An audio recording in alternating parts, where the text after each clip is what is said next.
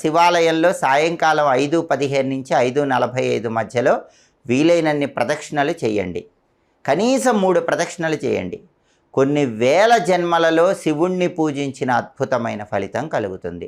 చాలా శక్తివంతమైన సోమవతి అమావాస్య సద్వినియోగం చేసుకుని అష్టదరిద్రాలు తొలగింపజేసుకోండి.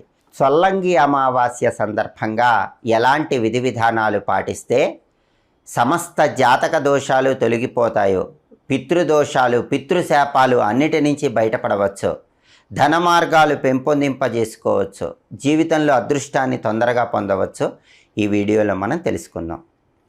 పుష్యమాసంలో బహుళపక్షంలో వచ్చే అమావాస్య తిథిని చొల్లంగి అమావాస్య అనే పేరుతో పిలుస్తారు. ఈ చొల్లంగి అమావాస్య చాలా శక్తివంతమైంది.